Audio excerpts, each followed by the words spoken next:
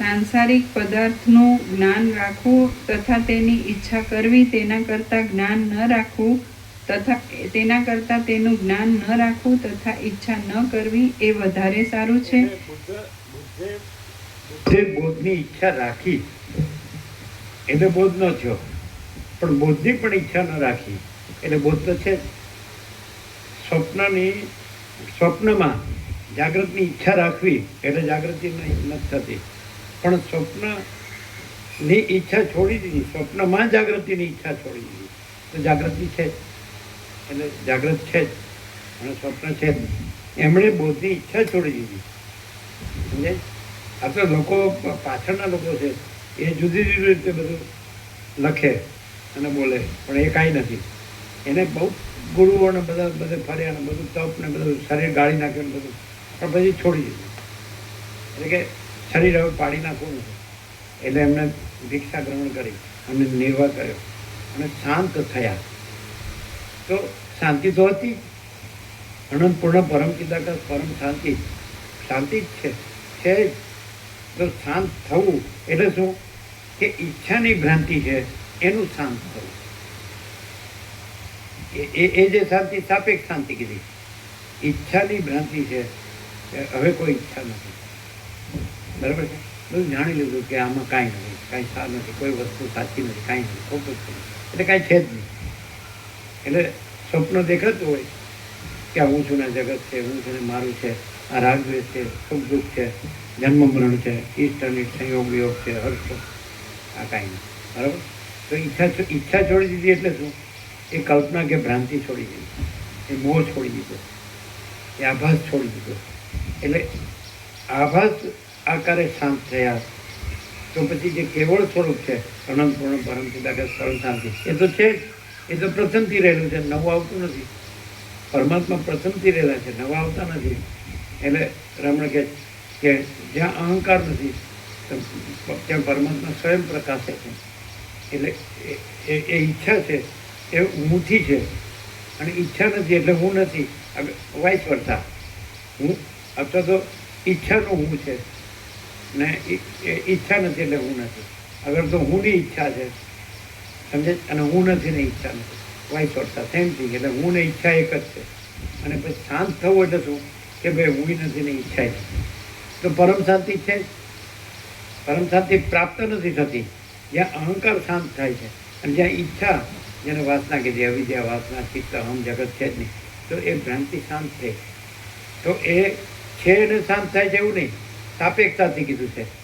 એ એમ કહેવાય કે ભ્રાંતિ છે જ નહીં, એ ભ્રાંતિની શાંતિ છે. એ જ ઉપસમ ને નિર્વાણ છે, પણ ઉપસમ નિર્વાણ નથી, કારણ કે ભ્રાંતિ છે જ નહીં. અને પરમપદ જ છે, પરમ ચિદાકાશ પરમપદ, પૂર્ણ વિશ્રાંતિ જો હે તો હે છે જ. એટલે એવી રીતે બોધ થવો એટલે બોધ થતો નથી, બોધ જ છે અને અબોધ છે જ નહીં.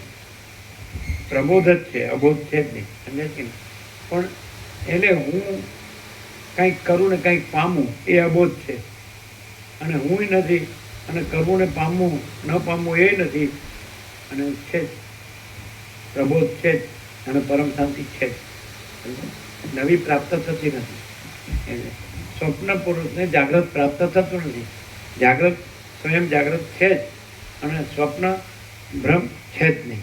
એ રીતે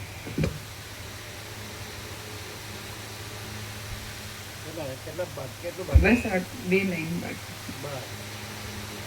સાંસારિક પદાર્થનું જ્ઞાન ન રાખવું, સાંસારિક પદાર્થનું જ્ઞાન રાખવું તથા તેની ઈચ્છા કરવી તેના કરતાં તેનું જ્ઞાન ન રાખવું તથા ઈચ્છા ન કરવી એ વધારે સારું છે. કારણ કે ઈચ્છા કરવાથી દુઃખ ઉત્પન્ન થાય છે તથા ઈચ્છા ન કરવાથી સુખ ઉત્પન્ન થાય છે.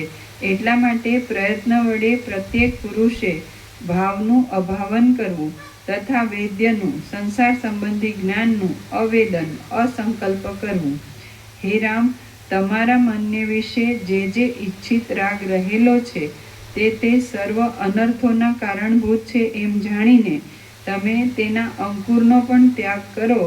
એટલે આત્માના અનુભવથી તૃપ્ત થયેલા તમે હર્ષ શોકને પ્રાપ્ત થશો નહીં. શ્રી યોગ વાસિષ્ઠ મહારામાયણમાં ઉત્પત્તિ પ્રકરણનો મુખરવેણ ઉપદેશાંશ કથન નામનો સર્ગ 112મો સમાપ્ત. ઓમ ઓમ ઓમ. પ્રસાદ આપી દો.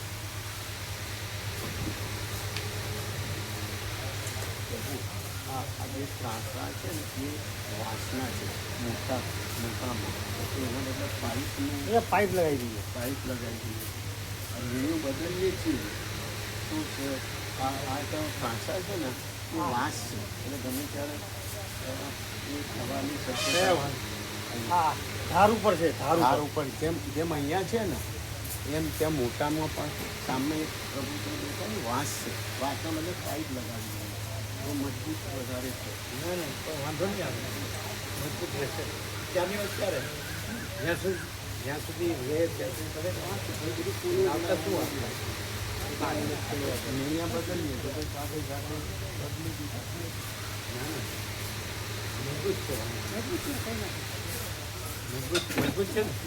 મજબૂત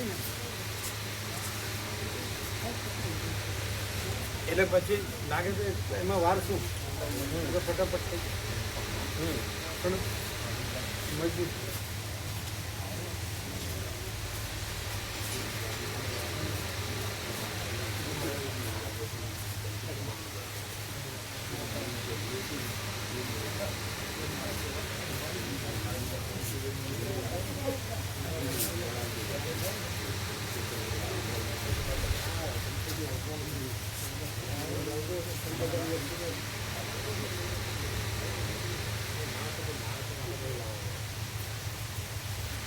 એ નામ ને કામ ને બધું નોંધેલું.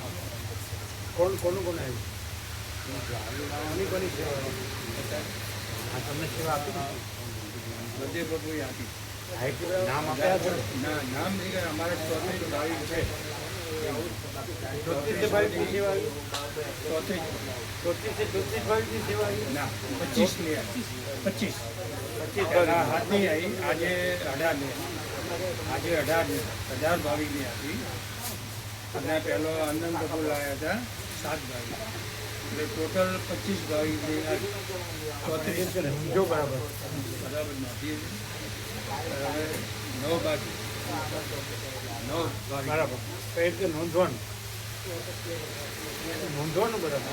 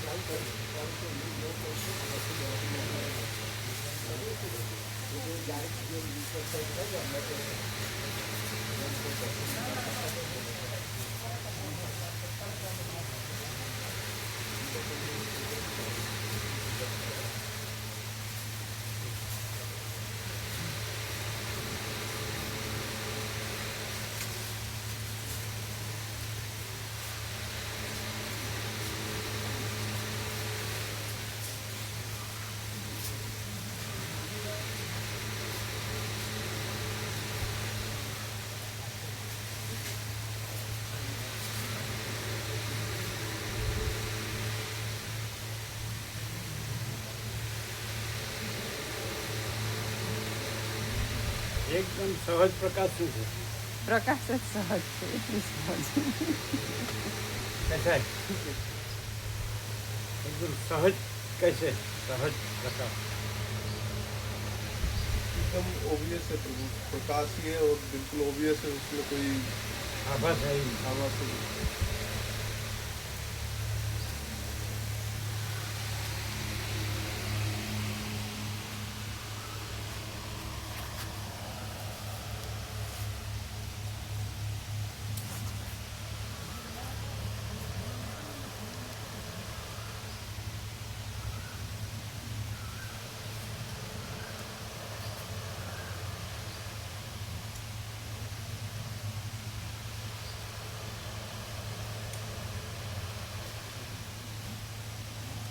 બધે આભાસને પ્રકાશ કહેવામાં આવે અને એની લઘુતા ગ્રંથિ રાખવામાં આવે. અને પ્રકાશ જ છે ને આભાસ છે જ નહીં, એટલે લઘુતા ગ્રંથિ છે જ નહીં. અને પરમ શાંતિ